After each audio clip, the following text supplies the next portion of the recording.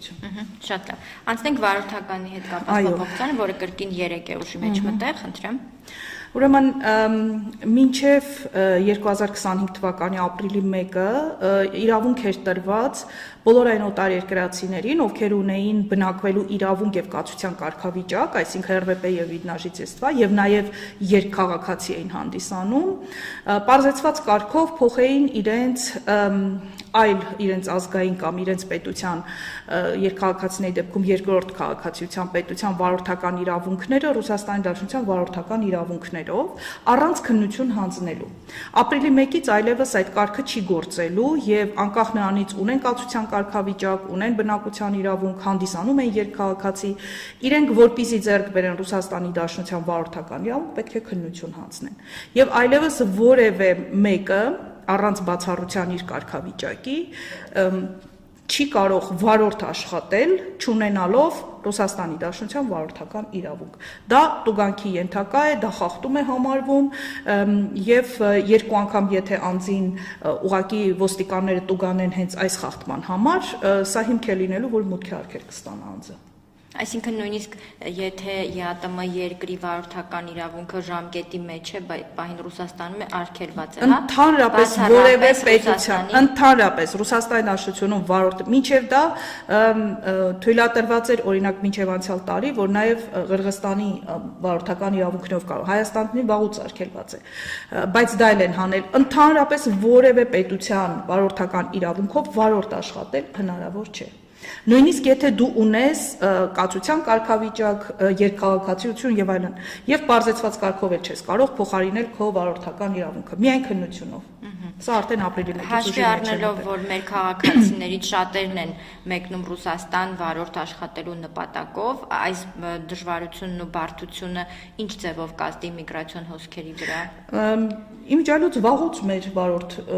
աշխատող քաղաքացիները իրավունք չունեին Հայաստանի Հանրապետության վարորդական իրավունքներով վարորդ աշխատել, բացառապես կարող էին իրենց անձնական մեքենան վարել, որը հիմա էլ կարող են իրենց անձնական մեքենայով գնալ Ռուսաստանի Դաշնություն, վերադառնալ, եթե մեքենան իրենց անձնական է, իրենց անձնական կարիքների համար է օգտագործում։ Սա վերաբերում է նրանց, ովքեր պետք է աշխատեն վարորդ, ուղևորափոխադրում, բեռնափոխադրում պետք է իրականացնեն։ Այն նրանք Հայաստանի Հանրապետության քաղաքացիները վաղուց այդ իրավունքը չունեն, ճիշտ է իրենք ինչ-ինչ ճանապարհներով դեռևս խուսափում էին ձեռք բերել ռուսական վարորդական իրավունքներ, բայց հաշվի առնելով, որ փետրվարի 5-ից խստացումները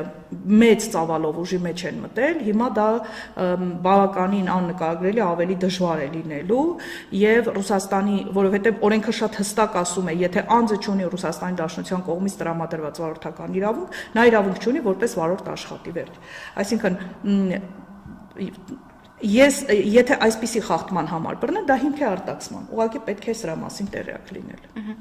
Իսկ ձեր դիտարկումները ինչ են ցույց տալիս, այսպիսի փոփոխությունները լավ կամ վատ, չգիտեմ, իրենց միգրացիոն քաղաքականությունը ամեն դեպքում, ինչ ձևով է ազդում մեր միգրացիոն հոսքերի վրա, վերջին շրջանի դինամիկա ունեք։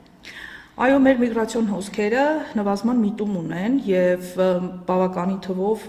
ես մոտավորապես 20-30%-ով արդեն նվազումը դիտարկվում է 2-3 տարիների կտրվածքով, բայց ավելի շատ դա կախված էր ռուբլու կուրսի հետ, հիմա ավելացել է դրան նաեւ այս մեծ ծավալով խստացումները, հատկապես երբ որ փետրվարի 5-ին ուժի մեջ մտավ արտաքսման ռեժիմը, ռեժիմ վիսուկի ներդրվեց վերահսկվող անձանց ռեեստրը, որտեղ հայտնվում են բոլոր այն օտարերկրացիները, ովքեր ապրիլի 5-ի դրությամբ ունեին որևէ խախտում եւ շարունակում են հիմա հայտնվել, այսինքն ամեն խախտումը հայտնաբերելիս իրենք բարբերաբար թարմացնում են այդ բազաները եւ ցավով պետք է նշեմ, որ այդ բազաներում սկսեցին հայտնվել մարդիկ, ովքեր որևէ խախտում չունեն կամ որևէ փաստաթղթի խնդիր չունեին, առնվազն մենք մի 500 այդպիսի դիմում ստացել ենք, որ անձինք հայտնվել են վերահսկվող անձանց ռեեստրում եւ խորհուրդ էին հարցնում, խորհրդատվության համար դիմում էին ինչ անել, ինչպես դուրս գալ կամ ինչ է անհրաժեշտ անել, ուրեմն այս անձանց համար գոյություն ունի, այսինքն Ռուսաստանի Դաշնության նախագահը ընդունեց հրամանագիր 1126 հրամանագիրը, համաձայն որի մինչև ապրիլի 30 թույլատրվեց վերահսկվող անձանց ռեեստրում գտնվողներին օրինականացնել իրենց գտնվելը Ռուսաստանի Դաշնությունում, բայց այլ մեկ այլ խնդրի բերեց հանգեցրեց, որ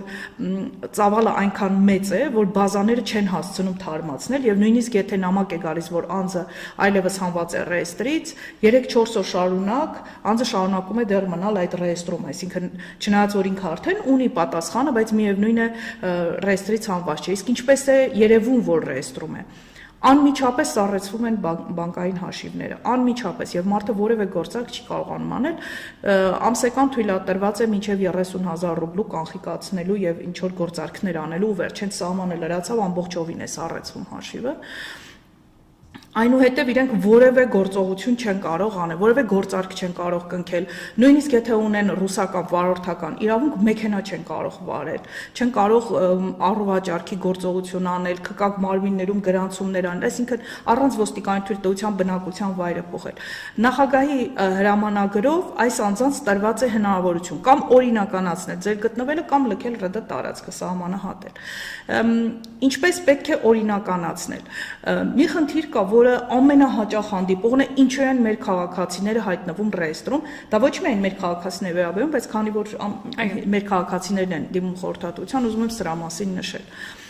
Երբ որ 2021 թվականի նոյեմբերի 29-ին ուժի մեջ մտավ պարտադիր բուժզննում անցնելու եւ մատնահետ կանցնելու մասին օրենքը Ռուսաստանի Դաշնության, մեր հայրենակիցներից շատերը ցավոք սրտի կարծում են, որ բուժզննում անցան մատնահետքը հանձնեցին, մատնահետքի քարտը ստացան, այլևս իրենք բուժզննում անցնելու կարիք չունեն։ Միանգամից ուզում եմ ասել, այն քարտը, կանաչ քարտը, ինչպես դուք եք անվանում, երբ որ ստանում եք, դա տրվում է 10 տարի ժամկետով, բայց դա բուժզնման քարտը չէ, դա միայն մատնահետքի քարտն է։ Բուժզննում պետք է անցնել յուրաքանչյուր 12 ամիսը մեկ։ Երբ որ ձեր բուժզնման տեղեկանքի 12-րդ ամիսը լրացավ, հաջորդ 30 օրվա ընթացքում պետք է անցնել հաջորդ բուժզննումը։ Եթե դուք չեք անցնում, դա համարվում է խախտում։ Դա նույնպես հիմք է, որպեսզի չեղարկեն ձեր ռեգիստրացիան ու ձեզ մուտքի արգելք տնեն։ Դրա համար շատերը կարծելով, որ իրենք բոլոր փաստաթղթերը օրինական է, դա էլ է ստատիստիկա, որ կարծում են, որ բոլոր փաստաթղթերը օրինական է, հայտնվել են ռեեստրում, եկել պարզում են, որ իրենք օրինակ 2 տարի չեն անցել բուժզննում։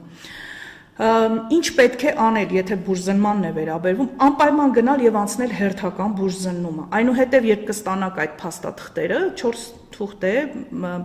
եզրակացությունն է, նարկոլոգի խորհրդատվությունն է այնտեղ, միավձյա եւ այլն, այսինքն այդ բոլոր փաստաթղթերը երբ որ կստանաք, ձեր անձնագրի, ռեգիստրացիայի թերթիկի, ձեր կանաչ քարտի հետ միասին անպայման տանում եք ձեր ռեգիստրացիայի տարածքային միգրացիոն ծառայություն, ներկայացնում եք, որ դուք արդեն ունեք բոլոր փաստաթղթեր եւ դիմում եք գրում, որ ձեզ հանեն ռեեստրից։ Եթե հերթերը շատ են, իսկ հերթերը իրականում շատ են, որովհետեւ շատ մեծ թվով մարդիկ են հայտնվել այդ ռեեստրում, կարող եք նաեւ առցանց օնլայն գրել այդ դիմումը, օնլայն ապրաշինիայի հնարավորություն կա mvd.rf կայքում, դիմում գրել կամ կարող եք զանգահարել մեր թեժ գծին 096 56 57 67, մենք ձեզ կօգնենք, ցավոք վերջին շրջանում ծանրաբեռնության պատճառով այստեղից դժվարությամբ է բացում կայքը, բայց ես կարող եմ քայլերի հերթականություն ուղարկել, տեքստը ուղարկել ամբողջը, որ դուք ուղակի լրացնեք եւ ձեր դիմումը ուղարկել ներքին գործերի նախարարությանը, որ եթե բոլոր փաստաթղթերը արդեն առկա են, որ իրենք ձեզ հանեն ռեեստրից։ Սա կարևոր է եւ կարևոր է հասցնել մինչեւ ապրիլի 30-ը, որովհետեւ եւ հրամանագրում եւ օրենքում էլ նշված է, որ եթե մինչեւ ամսի 30-ը չհասցրեցին անձինք օրինականացնել իրենց գտնվելը Ռուսաստանի Դաշնությունում, նրանք ենթակա են արտաքսման։ Սա արդեն կբերի բավականին թվով, որովհետև շատ մեծ է այն թիվը, որ հայտնվել են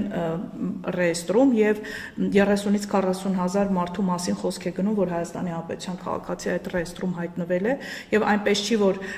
մեկը դուրս է գալիս, հաջորդը մյուսն է ընկնում, այնպես չի, որ այդ թիվը անընդհատ նվազում է։ Այսինքն դուրս են գալիս, մյուսներն են ընկնում, որովհետև այդ խախտումները անընդհատ ի հայտ են գալիս։ Այնպես որ ես կարծում եմ, որ մեր հայրենակիցները շատ արագ պետք է իրենց փաստաթղթերը կարգի բերեն,